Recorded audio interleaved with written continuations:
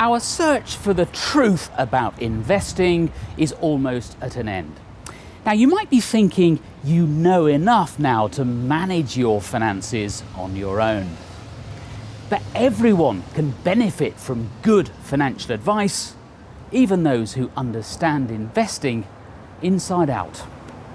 I use a financial planner, even though I've got all the experience in the world and I don't need them to run money, because I value them helping me articulate what I need to do, helping me to account for the things that I say are important, and also being there if anything happens to me, my wife knows the number to call to help her. Of utmost importance is understanding how an advisor adds value. It's about much more than just putting together an evidence-based portfolio. The first thing an advisor can do for you is to help you work out your priorities and then devise a plan accordingly. Part of that plan will include an investment strategy, which entails identifying your capacity for risk and designing a portfolio with a suitable asset allocation. Everything we do for clients is underpinned by a financial plan. So the investment portfolios that we create for our clients drive those plans. Those plans are based on current lifestyle, future goals, future aspirations. And as part of providing a financial planning service, we get clients to think about retiring early because we can demonstrate that they can retire early, or that they can spend an additional £10,000 more a year than perhaps they were, before they met us, hitherto spending. Well, that's quite liberating and quite powerful. Because costs have a huge impact on your net returns, another responsibility of the advisor is to keep those costs to a minimum, whether it's management fees, transaction costs, or taxes. So the very first client that we actually moved out of what was an actively managed portfolio to an evidence-based portfolio, it was in excess of £5 million.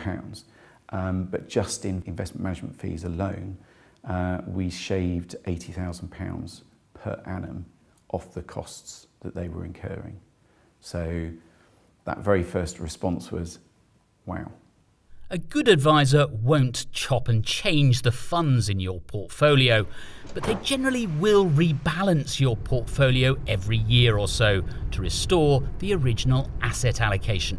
And perhaps most valuable of all, an advisor will act as your financial coach, ensuring that you don't do anything that will harm your chances of achieving the goals set out in your plan.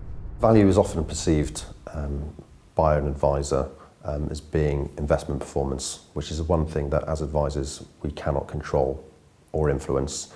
Where we actually add value is in behavioural coaching, having a strategy, whether that's accumulation or decumulation, particularly where people are reaching retirements. There are huge decisions to be made. I presented to one just last week who believed that they were needing to wait another 10 years to retire at age 65, and actually I could show them they could retire 5 years earlier than that. The money they'd saved, the pension assets they'd built, and with the right investment strategy, they could retire 5 years earlier than they expected. The relief, the excitement from that client that, wow, I'm now going to be able to spend another 5 years enjoying my holidays, my family. That's why we do this job, is to see that smile on their faces when they realise, I can stop working. Superb. So, however tempted you are to do it all yourself, it pays to have an objective expert with your very best interests at heart. And when I say it pays, I mean it pays. Research by Vanguard Asset Management has shown that a good advisor can add an average of about 3% a year to your net investment returns. Vanguard calls this Advisor Alpha. Over the course of your investing lifetime, Advisor Alpha can add up to a very substantial sum of money. Although the client's paying us a fee, the extra value we add above that fee more than compensates for it. Simply because we're reducing potentially your tax bill, we're ensuring that your investments are working for you, and those regular review meetings with clients that we have to make sure nothing fundamentally needs to change in their plan because of legislation, tax changes, etc. So, to summarise, you are far more likely to achieve your financial goals with the help of an advisor. But beware of advisors who see themselves as investment managers who claim to be able to beat the market. Choose an advisor who believes in proper financial planning. And yes, of course, one whose investment philosophy is based on hard evidence.